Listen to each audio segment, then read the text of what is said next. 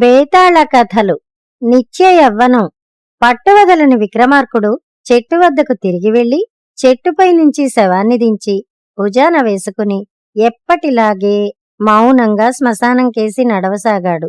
అప్పుడు శవంలోని బేతాళుడు, రాజా, నువ్వు అపూర్వ శక్తుల కోసం శ్రమిస్తున్నట్టున్నావు. అవి కొందరికి పుట్టుకతోనే కలుగుతాయి. ఆటవికులలో అలాంటి శక్తులు గలవారు అనేక మంది ఉన్నారు. కాని వాటి వల్ల చివరకు నష్టమే కలుగుతుంది. నీకు శ్రమ తెలియకుండా ఉండగలందులకు ఒక అపూర్వ శక్తుల కథ చెబుతాను విను అంటూ ఇలా చెప్పసాగాడు. దండకారణ్య ప్రాంతంలో ఉండే కోయలలో కొందరికి జన్మతః అపూర్వ శక్తులు కలిగేవి. ఆ సంగతి బిడ్డ పుట్టగానే తెలిసిపోయేది. మగబిడ్డకు పుట్టగానే దంతాలన్నీ వచ్చి ఉన్నా, ఆడపిల్ల నెత్తిమీద బొడిపు ఉన్నా అది అపూర్వ శక్తులున్నట్టు గుర్తుగా ఉండేది. అటువంటి బిడ్డలను కన్న తల్లులు తమ బిడ్డల రహస్యాన్ని లోకానికి తెలియకుండా దాచేవారు. ఎందుకంటే వారి సమాజం అలాంటి బిడ్డలను చంపేసేది. ఒక కోయపిల్ల నెత్తిమీద బొడిపతో పుట్టింది. ఆ పిల్ల పేరు ఇల. ఇల తల్లి ఈ రహస్యాన్ని చాలా చక్కగా దాచింది. ఇల పెద్దదై నెత్తిమీద జుట్టు బాగా పెరిగినాక బొడిపి రహస్యం దాచటం చాలా తేలిక అయింది. ఇల యుక్త వయస్కురాలైన దాకా ఆమెలోని అపూర్వ శక్తులకు ఎలాంటి పని తగల్లేదు. ఇలా ఉండే అరణ్య ప్రాంతానికి సమీపంలోనే ఒక జమీందారీ ఉండేది. ఆ గ్రామంలోనే ఉపేంద్రుడనే ఒక కమ్మరి యువకుడుండేవాడు. వాడు చాలా అందగాడు, కాని బీదవాడు. గ్రామంలో పెళ్లి కావలసి ఉన్న పిల్లల్లో సగం మంది ఉపేంద్రుణ్ణి పెళ్లాడాలని కలలు కనేవారు. ఇలా వాణ్ణి మొదట చూసిన క్షణం నుంచి చాలా గాఢంగా ప్రేమించి వాడి కోసం ప్రాణాలు కూడా ధారపోయటానికి సిద్ధపడింది. కాని ఉపేంద్రుడికి ఇలా అంటే ఏమీ లక్ష్యం లేదు. నిజానికి వాడు ఎవరినీ నిజంగా ప్రేమించలేదు. ఎవతే అయినా డబ్బుతో వచ్చేది తన్ను పెళ్లాడుతుందా అని వాడి ఆలోచన. ఒకరోజు ఏదో పండగ వచ్చింది. ప్రజలందరూ సంబరం చేసుకుంటున్నారు. ఆ రోజు ఇలా ఎక్కడికి వెళ్ళక ఉపేంద్రుడు తన కోసం వస్తే బాగుండునని ధ్యానిస్తూ ఇంట్లోనే కూర్చుంది. రోజంతా గడిచిపోయింది. సూర్యాస్తమానమైంది. ఉపేంద్రుడు ఇలా ఇంటి ఛాయలకైనా రాలేదు. వాడు గ్రామంలో గొప్పింటి పిల్లలతో కోలాటాలాడుతూ మహా ఆనందంలో ఉన్నాడు. ఇలా తన ఇంట్లో ఏవో ముగ్గులు వేసింది, గుడ్డలు చించి పీలికలు చేసింది, మంత్రాలు చదివింది. ఉపేంద్రుడి పేరు ఉచ్చరిస్తూ గుడ్డ పీలికలలో ముడులు వేసింది. ఆ ముడులను ముగ్గులో అక్కడక్కడా పెట్టింది. కోలాటాలలో మునిగి ఉన్న ఉపేంద్రుడు అకస్మాత్తుగా కోలాటం కర్రలు అవతల పారేసి గ్రామం నుంచి బయలుదేరాడు. వాడి మెదడులో ఏ ఆలోచన లేదు. వాడి కాళ్ళు అప్రయత్నంగా కోయగూడెంకేసి నడుస్తూ వాణ్ణి ఇలా ఇంటి వద్దకు తెచ్చాయి. వాడు తలుపు తట్టగానే ఇలా తలుపు తెరిచింది. ఇలను చూడగానే చీకటిగా ఉన్న వాడి మనస్సులో 1000 దీపాలు వెలిగినట్టయింది. మర్నాడే ఇలకు ఉపేంద్రుడికి పెళ్లి అయింది. ఉపేంద్రుడామెను తన ఇంటికి తెచ్చుకుని వెర్రిగా ప్రేమిస్తూ ఆమెతో కాపరం చేశాడు. 5 ఏళ్లలోనూ ఇలా 5గురు పిల్లలను కన్నది. ఉపేంద్రుడు తన భార్యలో గమనించిన చిత్రమేమిటంటే ఒక్కొక్క కానుపుతోనూ ఆమె అందము యవ్వనము తరగటానికి బదులు హెచ్చుతున్నట్టు కనపడింది.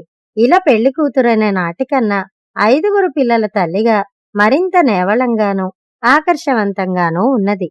ఇది చూసి ఉపేంద్రుడు కొంచెం కలవరపడి తన తల్లితో ఈ మాట చెప్పాడు.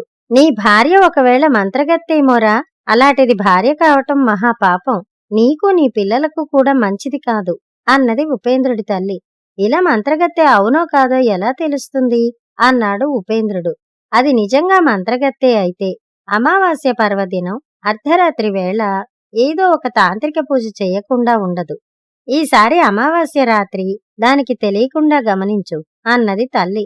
ఆ తర్వాత వచ్చిన అమావాస్య నాడు ఉపేంద్రుడు నిద్రపోతున్నట్టు నటిస్తూ మేలుకునే ఉండి తన భార్య ఏం చేసేది గమనించాడు. ఇలా అర్ధరాత్రి వేళ లేచి నిప్పు చేసి పొయ్యి మీద నీళ్లకుండ పెట్టి ఏవో మూలికలు తెచ్చి మంత్రాలు చదువుతూ ఆ మూలికలను కుండలో వేసింది. ఇదంతా గమనించిన ఉపేంద్రుడు తాను చూసినదంతా తల్లికి చెప్పాడు. అది నిశ్చయంగా మంత్రాల మారే. దాన్ని వెంటనే చంపకపోతే నీకు నీ పిల్లలకు ఘోరాలు తప్పవు. మాయల మారి దానికి సజీవ దహనం తప్ప మరొక రకం చావు లేదు అన్నది తల్లి. నా పిల్లల తల్లిని చేజేతులా ఎలా చంపను అన్నాడు ఉపేంద్రుడు. ఒక్క ప్రాణం కోసం చూస్తే మిగిలిన 6 ప్రాణాల మాట ఏమిటి? తప్పకుండా నువ్వు నీ పెళ్ళాన్ని బూడిద చేసి తీరాలి అన్నది తల్లి. తల్లితో చాలాసేపు వాదించిన మీదట ఉపేంద్రుడు తన భార్యను చంపటం తన విధి అని గ్రహించాడు. అతను ఇంటికి వచ్చి తన ఇంటి ముందు చెట్టు కింద చితిపేర్చి చెట్టు కొమ్మకు ఒక తాడు కట్టి దానికి ఉచ్చు తయారు చేశాడు. ఇదంతా ఇంటి కిటికీలో నుంచి చూస్తున్న ఇలా బయటికి వచ్చి ఏమిటిదంతా అని అడిగింది. చెబుతాను, ఒకసారి ఇలా వచ్చి ఈ కట్టెల మీదకి ఎక్కు అన్నాడు ఉపేంద్రుడు. ఇలా వచ్చి చితి మీద ఎక్కింది. ఉపేంద్రుడు ఆమె మెడకు ఉచ్చు తగిలించి, నువ్వు మంత్రగత్తెవు కనుక నిన్ను తగలేసి నన్ను నా పిల్లలను రక్షించుకోబోతున్నాను అన్నాడు. అతను కట్టెలకు నిప్పు అంటించి చప్పున ఇంట్లోకి వెళ్లి తలుపు వేసుకున్నాడు. కట్టెల మంటలు తన బట్టలను అంటుకోగానే ఇలా ఏదో మంత్రాలు చదివి మాయమై ఒక పువ్వుగా మారిపోయి చెట్టు కొమ్మకు అంటుకుపోయింది. మర్నాడు ఉదయం జమీందారు గుర్రం మీద అటుగా వచ్చి, ఇటువంటి చెట్టు కొమ్మన ఇటువంటి పువ్వు పూయటం విడ్డూరంగా ఉందే అనుకుని ఆ పువ్వును కోసుకుని ఇంటికి పోయి దాన్ని నీటిలో పెట్టించి తన గదిలో ఉంచుకున్నాడు. ఈ జమీందారు వృద్ధుడు. ఆయనకు భార్య పిల్లలు లేరు. వంటలక్క ఆయన గదికే భోజనం తెచ్చిపెట్టేది. తెచ్చిన భోజనంలో కొంచెం మాత్రమే ఆయన తిని పడుకుని కునుకు తీసేవాడు. ఆయన అలా నిద్రపోగానే నీటిలో నుంచి పువ్వు కిందకి దూకి ఇలాగా మారి ఆయన మిగిల్చిన భోజనమంతా తినేసి మళ్లీ పువ్వుగా మారి ఎగిరి నీటిలో పడింది. వంటలక్క వచ్చి గిన్నెలన్నీ ఖాళీగా ఉండడం చూసి ఇందులో ఏదో రహస్యం ఉన్నదనుకున్నది. జమీందారు చేసిన వంటలో సగం కూడా ఏనాడూ తినడు. ఆయన కోసం చేసిన వంటకాలన్నిటినీ వంటలక్కే ఆరగిస్తూ ఉండేది. కాని ఇవాళ ఆమెకు ఒక్క నలుసు కూడా మిగల్లేదు. రెండో పూట వంటలక్క చాటున పొంచి ఉండి పువ్వు ఆడపిల్లగా మారి జమీందారు తినగా మిగిలింది భోజనం చెయ్యటం గమనించి ఈ మాట జమీందారుకు చెప్పేసింది. మర్నాడు జమీందారు భోజనం చేసి నిద్రపోక కళ్ళు అరమూసి పడుకుని ఇలా భోజనం చేస్తుండగా పట్టుకున్నాడు. తప్పించుకోవటానికి ఇలా ప్రయత్నించడంలో ఆమె జుట్టు జమీందారుకు చిక్కింది. నా జుట్టు వదలండి, చాలా బాధగా ఉన్నది అన్నది ఇలా. అలాగే వదులుతాను, కాని నువ్వు పువ్వుగా మారడం మాని నాకు భార్యగా ఉండిపోవాలి అన్నాడు జమీందారు. ఇలా ఇందుకు ఒప్పుకోలేదు. జమీందారు ఆమె జుట్టు పట్టుకుని లాగి ఆమె చేత సరేననిపించాడు. జమీందారు భార్య కాగానే ఇలా వంటలక్కను వెళ్లగొట్టింది. వంటలక్క కోయవాళ్లలో భూత విద్యలు తెలిసిన వాళ్ల దగ్గరికి పోయి జమీందారు కొత్త భార్య సంగతి చెప్పి ఆమె మీద పగ తీర్చుకునే ఉపాయం చెప్పమన్నది. జమీందారు భార్య మంత్రగత్తె అయి ఉండాలి. ఆమె నెత్తిన బొడిపె ఉంటుంది. ఆ బొడిపె మీది వెంట్రుకలు కత్తిరిస్తే మంత్రశక్తులు పోతాయి అని భూత విద్యలు తెలిసిన వాళ్లు చెప్పారు. కాని జమీందారు భార్యను పట్టుకుని ఆమె జుట్టు కత్తిరించే మార్గం ఏమిటో వంటలక్కకు తెలియలేదు. ఈ లోపల జమీందారు తన చిన్న భార్యకు అంతులేని అమూల్య వస్త్రాలు, ఆభరణాలు ఇచ్చాడు. ఆమె జమీందారుతో సహా బండిలో షికార్లకు పోతూ ఉండేది. ఒకనాడు ఆమె కమ్మరి ఇంటి ముందుగా పోతుండగా ఆ ఇంటి ముందు మట్టిలో పొర్లిగింతలు పెట్టి ఆడుకుంటూ 5 పిల్లలు కనిపించారు. ఇలా వెంటనే బండిని ఆపించి కిందకి దూకి వెళ్లి తన పిల్లల్ని ఎత్తుకుని ముద్దాడింది. తన మేలి వస్త్రాలు మట్టి అయిపోయినా ఆమె లక్ష్య పెట్టలేదు. ఆమె తమ తల్లేనని పిల్లలు గుర్తించలేదు. కాని వాళ్లు ఆమె మీదకి పాకి ఆనందంతో కేరింతలు కుట్టసాగారు. వాళ్ల కేకలు విని ఉపేంద్రుడు బయటికి వచ్చాడు. అతను కూడా ఇలను గుర్తించలేదు. వీళ్లు నీ పిల్లలేనా కమ్మరి? వాళ్ళనిలా మట్టిలో పొర్లనివ్వడానికి నీకు సిగ్గులేదా? చూడు, తిండి కూడా సరిగా లేక ఎలా బక్కచిక్కి ఉన్నారో అన్నది ఇలా. పేదవాణ్ణి, వాళ్లకు తిండి ఏం పెట్టను అన్నాడు ఉపేంద్రుడు. రేపు మా ఇంటికి రా, నీకు పని చెబుతాను. ముందుగా భయాన కింద ఇది ఉంచుకో అంటూ ఇలా తన భర్తకు బరువైన డబ్బులు సంచి ఇచ్చింది. మర్నాడు ఉపేంద్రుడు జమీందారు ఇంటికి వెళ్లాడు. స్నానాల గదిలో చిన్న మరమ్మత్తు ఉంది, ముందు దాని సంగతి చూడు అంటూ ఇలా అతన్ని స్నానాల గదికి తీసుకుపోయి, చూడు, మట్టి కొట్టుకుని ఎలా ఉన్నావో, ముందు స్నానం చేసి మంచి బట్టలిస్తాను వేసుకో అన్నది. ఉపేంద్రుడికి అంతా అయోమయంగా ఉంది. అతను స్నానాల గదిలో స్నానం చేసి మంచి బట్టలు వేసుకుని ఇవతలికి వచ్చాడు. ఇలా ఇక నిగ్రహించుకోలేక అతన్ని కౌగిలించుకుని, నన్ను గుర్తించలేదా ఇలను అన్నది. అంతవరకు ఉపేంద్రుడికి ఆమె మొహం కేసి సూటిగా చూసే ధైర్యం లేకపోయింది. ఇప్పుడతను ఆమె మొహం చూసి, ఇక్కడికెలా వచ్చావు అని అడిగాడు. నువ్వు నన్ను వదిలించుకోదలిచావని కోపం వచ్చి ఈ ముసలి జమీందారును పెళ్లాడాను. కాని నాకు ఈయనంటే ఇష్టం లేదు. నీకోసము పిల్లల కోసము నా ప్రాణాలు కొట్టుకుపోతున్నాయి. నేను వచ్చేస్తాను అన్నది ఇలా. అది అంత తేలిక అనుకున్నావా? నువ్వు కనపడకపోతే జమీందారు నీకోసం అంతటా వెతికిస్తాడు. అప్పుడు మన పాటలు కుక్కలు నక్కలు కూడా పడవు. అయినా ఇవాళ రాత్రికి నన్ను ఆలోచించుకొని రేపు మళ్ళీ కనిపిస్తాను అన్నాడు ఉపేంద్రుడు. రేపు తప్పకుండా రా, మరిచేవు అని ఇలా జమీందారు తనకిచ్చిన నగలన్నీ మూటకట్టి ఉపేంద్రుడికిచ్చేసింది. అతను ఇంటికి వస్తుండగా దారిలో వంటలక్క కనబడి, ఎక్కడి నుంచి వస్తున్నావు నాయనా అని అడిగింది. జమీందారు గారు పిలిస్తే వెళ్ళి పని చూసి వస్తున్నాను. తిండి మూటగట్టి ఇచ్చారు అన్నాడు ఉపేంద్రుడు. ఆ జమీందారు పెళ్ళం ఏదన్నా పెడితే తినకు నాయనా, అది మాయల మారిది. అది పెట్టిన తిండి తిన్నావంటే శిల అయిపోగలవు అన్నది వంటలక్క. ఈ సంగతి నీకెలా తెలుసు అన్నాడు ఉపేంద్రుడు.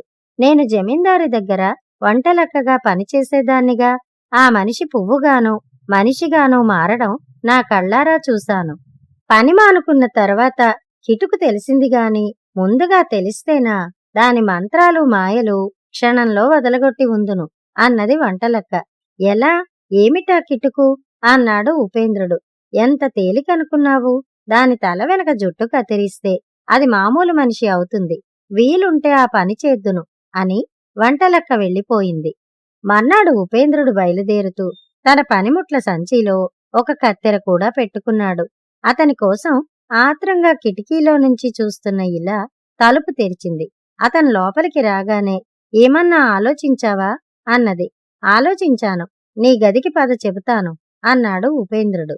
ఇద్దరూ గదిలోకి చేరగానే అతను కత్తెర తీసుకుని ఒక చేత్తో ఇలను గట్టిగా పట్టుకుని ఆమె జడపాయలు కత్తిరించసాగాడు. ఏమిటీ పని? ఎందుకిలా చేస్తున్నావు అని ఇలా గిలగిలా కొట్టుకుంది. కాని ఆమె జుట్టుపాయలన్నీ కత్తిరించిన దాకా అతను మానలేదు. జుట్టు పోగానే ఇలకున్న శక్తులతో పాటు నిత్యయవ్వనం కూడా పోయింది. ఆమె కళ్ళు లోతుకిపోయి వాటి కింద గుంటలు ఏర్పడ్డాయి. శరీరంలో అంతదాకా ఉండిన జిగిపోయింది. ఆమె తన చేతులు చూసుకుని ఏడుస్తూ, నా అందమంతా పోయింది, నన్ను చూసి అసహ్యించుకుంటావు అన్నది. లేదు ఇలా, నా కళ్లకు ఇలా ఉంటేనే అందంగా ఉన్నావు. ఇంటికి పోదాం పద అన్నాడు ఉపేంద్రుడు. వాళ్ళిద్దరూ వచ్చేస్తుంటే జమీందారు కనిపించి, నా భార్య చెప్పిన పని ముగించావా అని ఉపేంద్రుణ్ణి అడిగాడు. ఏలినవారు క్షమించాలి. ఈ మధ్య పారిపోయిన నా భార్య తమ ఇంటి నౌకర్ల మధ్య కనిపిస్తే ఇంటికి పట్టుకుపోతున్నాను అన్నాడు. తప్పకుండా తీసుకుపో.